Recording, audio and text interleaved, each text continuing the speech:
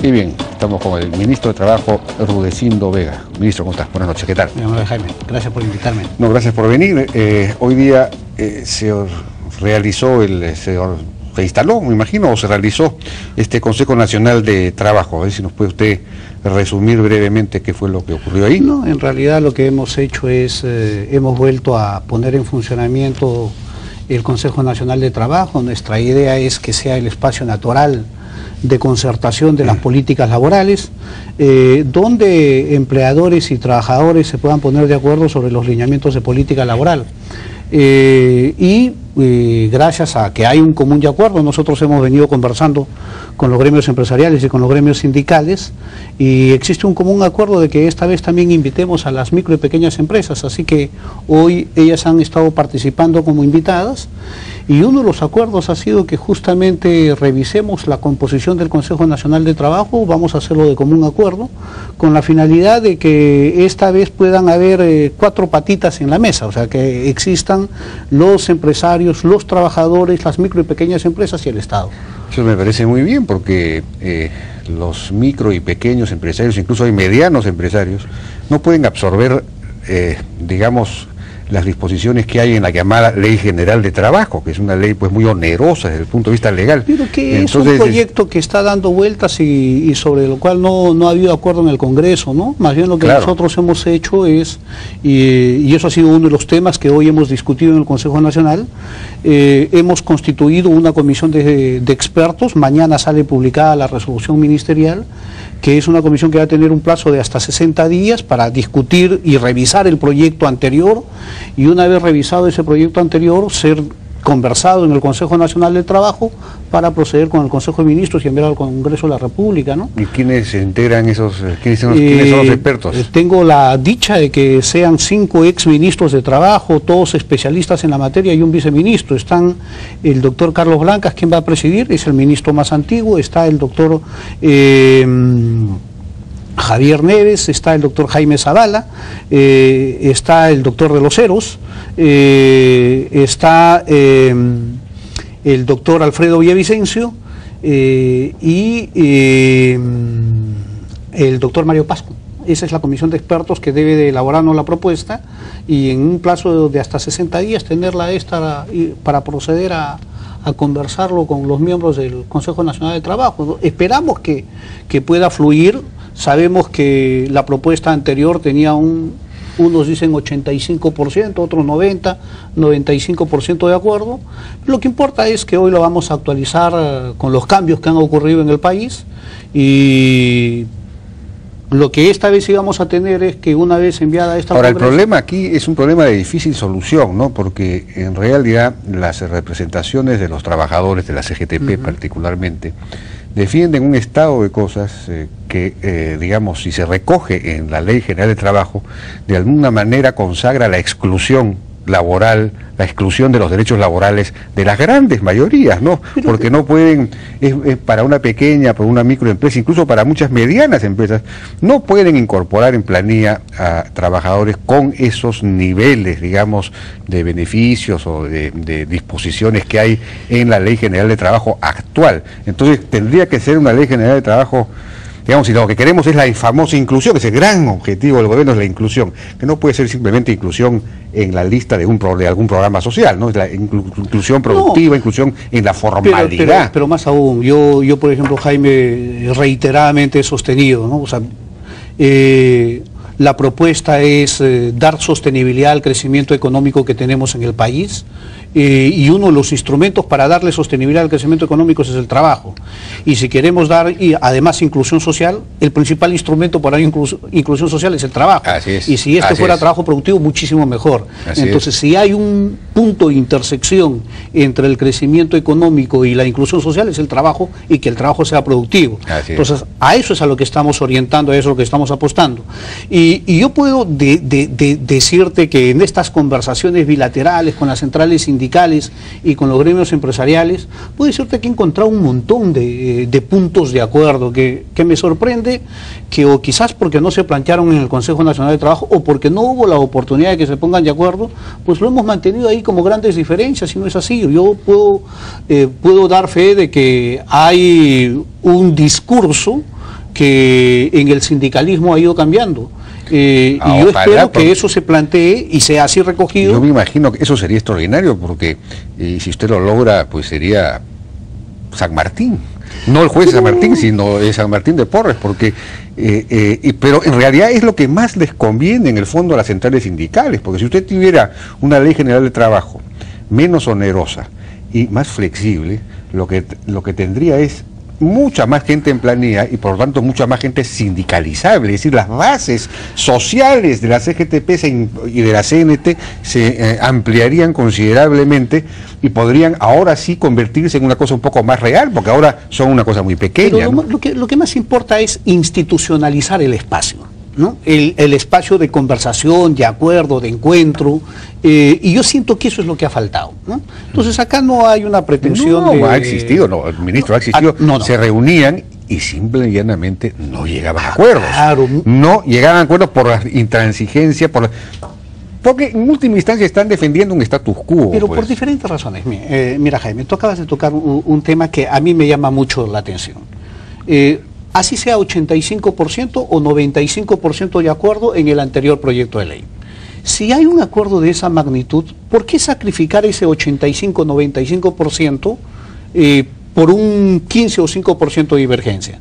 Sobre el 85% se implementa, se avanza, se articula. ¿En dónde está la diferencia? Pues lo seguimos discutiendo. Pero lo más importante estaba en ese 5%, no era un 5%, ese 5% cualitativamente era el 50 o el 80%. Pero entonces, solamente para que veas que sobre ese 85% se han ido dando otras normas que no ha permitido avanzar en una ley general de trabajo. Era como el tema del acuerdo nacional, ¿no? Era fácil acordar en todo aquello que son grandes objetivos. Yo quiero mejorar la educación, todo el mundo firma mejorar la educación. Por eso que hay que pero cambiar. A la hora en que hay que decir, oiga, pero se necesita pues un poco más de flexibilidad en ciertos terrenos.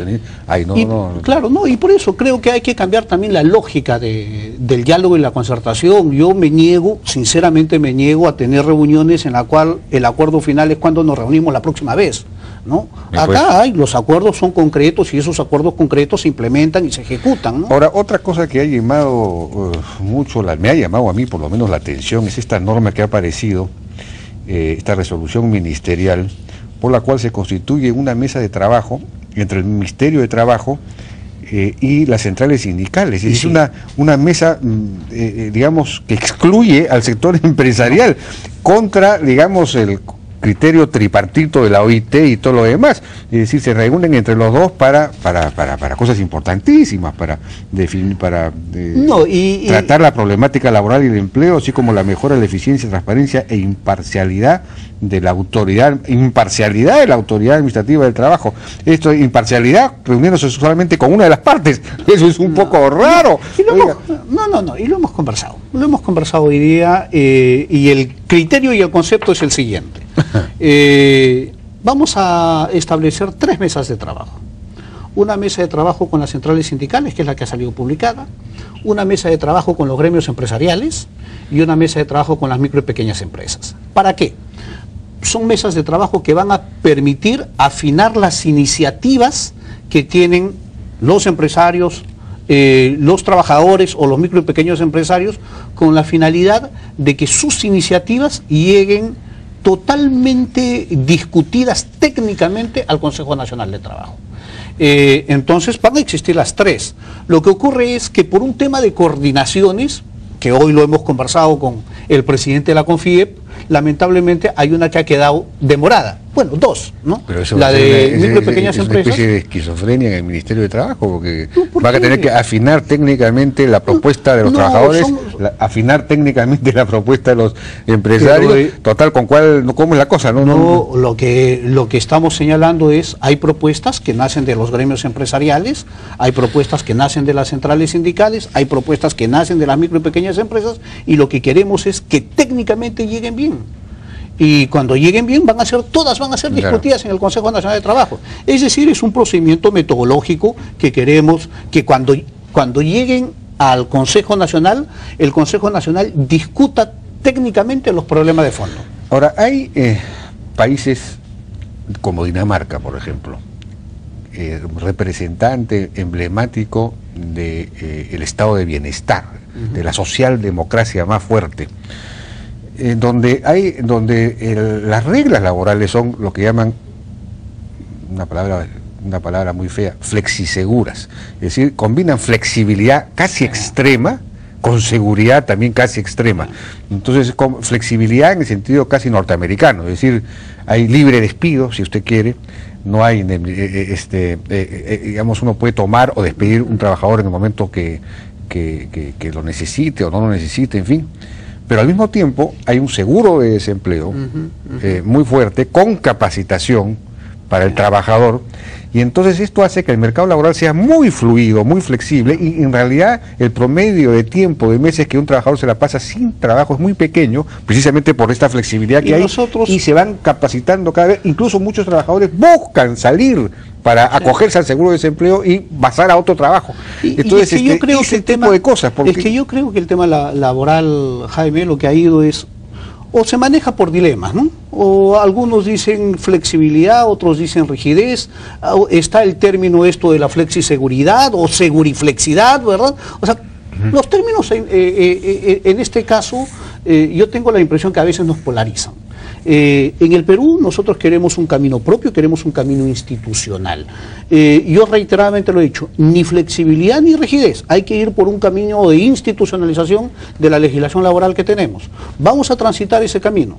Pero si usted no tiene flexibilidad, no vamos a poder competir bien en la economía mundial. Vamos a defender la institucionalidad, y este es un país que está creciendo con las leyes que tiene, es un país que está creciendo con normas, y hay aspectos que tenemos que corregir y hay aspectos que tenemos que avanzar. Pero todavía pues con una gran exclusión, es decir, los que están en la formalidad en planilla son muy pocos. Ay, sí. Comparando con el resto del mundo. Somos el quinto país más informal. Y en eso te voy a dar toda la razón. Entonces, yo creo que el país necesita, por ejemplo, un plan integral que combata la informalidad. ¿Por qué? Porque la informalidad en el país o lo vemos desde el lado laboral, o lo vemos desde el lado tributario, pero la informalidad tiene un componente muy fuerte financiero, y la informalidad tiene un componente también muy fuerte que es el administrativo, en temas de permisos, licencias a nivel municipal, regional, nacional. Entonces la informalidad tiene que ser visto en esas cuatro dimensiones: laboral, tributario, financiero y administrativo. Pero la laboral es insoslayable, es importantísima porque tiene que ver con la posibilidad de contratar o no, poner en planilla o no, reconocerle derechos o no a los trabajadores. Y yo podría decirte, y también el tema tributario, y también el tema tributario también hay que considerarlo. Claro, y hay que considerar el acceso al crédito. El tema tributario nos llevaría a reducir los impuestos, yo estaría totalmente de acuerdo con eso. Y el acceso financiero, el acceso a los créditos, hay que procurar. Bueno, en eso sí hemos avanzado mucho, porque el Perú es el país líder en el mundo, líder en el mundo. Por supuesto, pero somos líderes en el mundo en microcrédito, que es muy inclusivo, se ha vuelto muy inclusivo. Lo que no es inclusivo son las reglas laborales, son excluyentes. Eso es lo que hay que reformar. Depende, Jaime. Yo creo que hay que apostar. ¿Cómo que depende?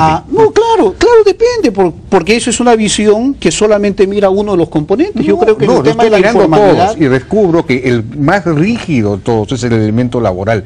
En el Perú los costos no salariales son superiores al 60%, en Chile son 30%, por ejemplo. Depende, porque en las micro y pequeñas es muchísimo menor. O sea, todo ese tema de los sobrecostos laborales... Pero no funciona porque no están implementadas. En el tema de los sobrecostos laborales hay que tener una visión. A ver, yo puedo decirte, hay sobrecostos laborales, hay sobrecostos tributarios, hay sobrecostos financieros, hay sobrecostos administrativos. O sea, si es en el tema de los sobrecostos, también hay que mirarlo de esa manera. O sea, promover un trabajo productivo, un trabajo decente, un trabajo que apueste para fortalecer el crecimiento económico. Usted lo ha dicho, en este momento el 80% de los trabajadores peruanos no tienen derechos, y por eso porque obtener derechos es muy caro. Y por eso es que lo hemos incorporado en el Consejo Nacional de Trabajo. Para que ellos puedan participar, para que ellos puedan aportar, para que ellos puedan tener iniciativa. Ojalá que tengan conciencia de clase, como diría Marx. Porque la CGTP sí tiene, aunque no la tiene bien desarrollada, porque si de repente tuvieran conciencia de clase, facilitarían el asunto para incorporar más gente. Yo, por ejemplo, Jaime, soy una de las personas que cree que hay que desideologizar el tema de trabajo y el tema laboral. Bueno, claro. Porque cuando lo bajamos, completamente de acuerdo. Cuando bajamos ese tema, ni te imaginas la cantidad de puntos de acuerdo que hay entre los empresarios y los trabajadores. Y si ese es el rol en que nosotros nos vamos a meter, bueno, pues está bien, hay que dar la pelea. Perfecto, ojalá. Bueno, yo le deseo la mejor de las suertes. La mejor de las suertes. Una última pregunta que no tiene nada que ver con esto. se aprobó esta ley firmada por el gobierno actual, pero que viene del Congreso anterior, sobre seguridad y salud en el trabajo, sí, pero tiene una disposición final que traspasa al Ministerio de Trabajo todas las funciones de Osinermin, que ya vuelve a ser Osinerc, en relación al tema minero, sí, con lo cual no sé, digamos, eso me parece, hay funciones vinculadas a muy especializadas, es decir, sí, supervisar si los relaves están bien construidos o no para la seguridad del trabajador, si hay suficiente ventilación en los socavones, son cosas técnicas. Totalmente. Pero Sinermin ya estaba haciendo bastante bien. ¿Qué sentido tiene pasarlo? ¿O usted está de acuerdo en que usted quiere acumular? No, para nada. Yo soy de las personas que tiene una visión más proactiva de las cosas. Cuando ocurrió este tema, lo conversamos. Lo que evaluamos fue lo siguiente: esto es una ley que ha costado tanto a los empresarios y a los trabajadores que observarlo y regresarlo al Congreso era darle otros 3, 4 años y nunca sacar una norma de ley de seguridad que hoy es una necesidad para el país.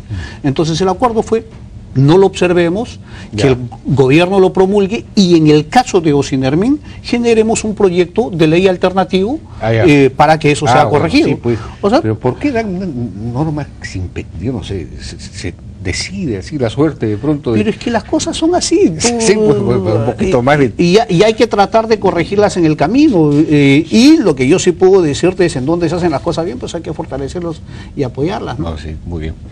Rudecindo Vega, muchas gracias por su participación. Muchísimas gracias a ti, Jaime. Fue el ministro de Trabajo. Vamos a una pausa, regresamos ahora con Nuria Sparks, ex jefa o directora ejecutiva de Servir, esta entidad que, dicho sea de paso, también parece que pasaría al Ministerio de Trabajo. Pero eso vamos a hablar con ella, ya no con el ministro. En otro día conversamos ese tema abiertamente. Muy bien. Regresamos entonces con Nuria Sparks.